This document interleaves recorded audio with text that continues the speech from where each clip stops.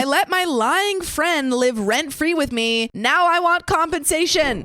That sounds reasonable. Yeah, for all the lies you told. Exactly. Before we start, I would like to preface that we are both mentally unstable. Both have been diagnosed ADHD and autism, as well as also having severe depression that rears its ugly head later on. And that at least I'm working on getting help. By the way, this comes from Makerud. And if you want to share your stories, go to r/OK Storytime subreddit. So, in the last quarter of 2024, a friend of mine was having some troubles at home with her family and wanted to get out. And while I, 29 male, haven't known her for very long, we just started working together around the beginning of the year, I knew her situation and empathized with it. I was genuinely worried about her as I worry about all of my friends. What can I say? Sometimes I believe I'm probably too nice of a person.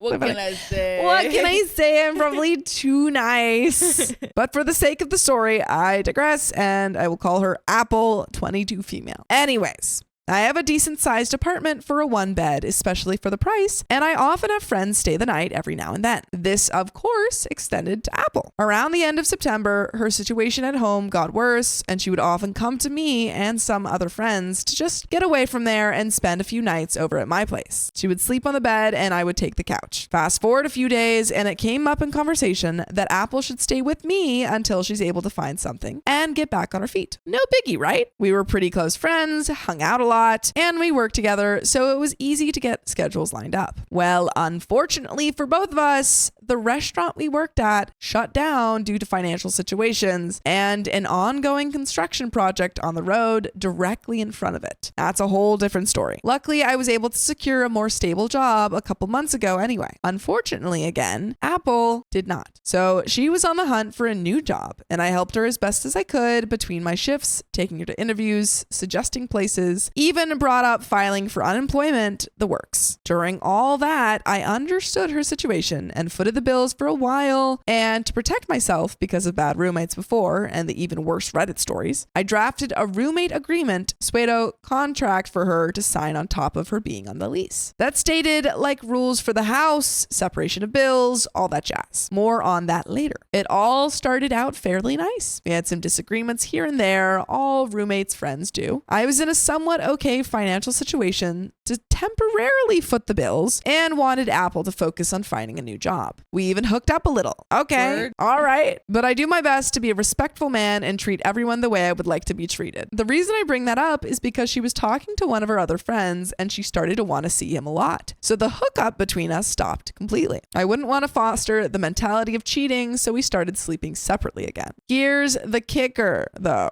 Said friend Apple was talking to lived 2 hours away. Oof. And she didn't have a car. So at least being compensated for gas, I occasionally would drive her there and back a few weekends. I'm super naive. Believe me, I know. Whoa. This is a really strange situation. So eventually Apple found a new job and we both believe she was on the incline again. Good job, right? If it was that easy, this post wouldn't exist. Only a couple of weeks into the new job, she was removed from everything and they wouldn't return her calls because she called in sick once due to weather changes, fall to winter. Super weird and dumb, we both know. And during all of this, actually a bit before getting the new job, Apple and I would start arguing a little bit more. We wouldn't do as much stuff together as friends anymore. I would always suggest things that we could do to help our friendship, play video games, go hang out with our friends, but it was always shut down and Apple just wanted to either doom scroll TikTok on her phone in the other room or go out with other friends by herself. I mentioned that we're both mentally unstable, so sometimes when she would try to help me, albeit while I definitely needed help and she did help a little, I'm not a very talkative person about my feelings or what I think and would just shut down and not speak. I don't really speak to very many people. Honestly, maybe like 2 friends, and even that's an ultra rare thing. But that's getting slightly off track. Let's just say that Apple had the mentality that since she was so open about her feelings and thoughts, that I should do the same and be just as open since I do always offer my ear if she needed it. So this pissed her off as it was me being hypocritical. Anyway, Apple started spiraling from losing her new job. She stopped talking to that friend a couple hours away. He pissed her off somehow anyway, and we would barely even speak to each other anymore. The only time we would is when she wanted to play video games or watch something on her suggestion.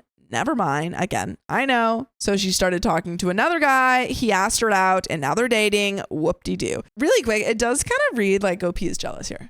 Like she's like spending time with other people and she's hanging out with her friends. And he's like, this is ridiculous. What the heck? We're supposed to be friends. We're supposed to hang out. Yeah, that's fine that she can do that. Yeah, I don't know. She's allowed to move on. Like it seems like he's like, oh, you want to hang out? And she's like, oh no, I'm busy. Sorry. Yeah. And then she's like, oh, hey, you want to hang out? And he's saying yes. I don't know. Yeah. I kind of don't trust him. Yeah. Like I'm trying to think from his perspective, and maybe it's the kind of thing where like maybe it did mean a little more to him than to her, like whatever they had. And so he's maybe feeling like he didn't get any closure or something like that from it. And it's kind of like in this, for him anyway, in this kind of like up in the air, like what are we, what happened kind of a thing. And she's just like, that was all it was. My guy. It was like casual for me. That's what I feel like it is. Yeah. That could definitely be happening. But instead of me helping her find another job, she would spend all of her time with her new boyfriend. Now, Apple is her own person. I never claimed control of her. Whatever. As you should. It's like, she's her own person. I don't want to control her. Just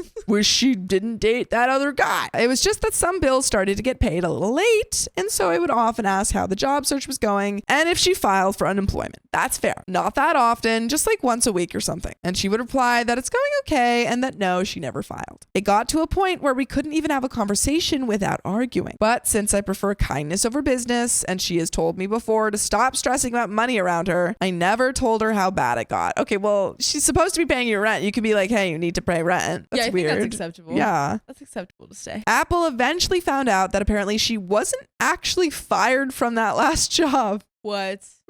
So she would use that as an excuse to never file for unemployment. Now, I don't know about you, but if your job takes you off the work group chat and they don't schedule you for almost a month, it's pretty dang clear that you don't really work there anymore and you should file. But who am I to question that? That does happen sometimes where like employers, instead of being like, hey, you're fired, they'll just kind of stop putting you on the schedule. Yeah, but you need to like email them and be like, hey, am I fired? Yeah, like, can I get money from the government or from you guys? What's the truth? So to stop me from asking so often, instead of staying at the apartment, Apple would stay over at her boyfriend's place 95% of the time and barely be here anymore. Not that I really cared. I just wanted to know when I'm getting paid back for the now 3 months worth of bills I was shouldering. Ooh. You gotta have a conversation with Apple. You gotta call her over and say, hey, you need to pay me. And of course, she would argue that since she's been staying with her boyfriend the last month, that she shouldn't pay. That's a stupid argument. That absolutely is. If you don't want to pay, get a subletter. That's how it works. Yeah. That's why you have a roommate. Yeah, because like if she's the roommate, then like her name's got to be on the lease. Like legally, you gotta pay. She can't just be like, oh, but I've been on vacation for like the it whole shouldn't month. Count. Because imagine if you said that to your landlord. Yeah, like, hey, my guy, like, I actually am not there. All my stuff is gonna be here, and no one else can live here, but I'm not gonna physically be here. Yeah. So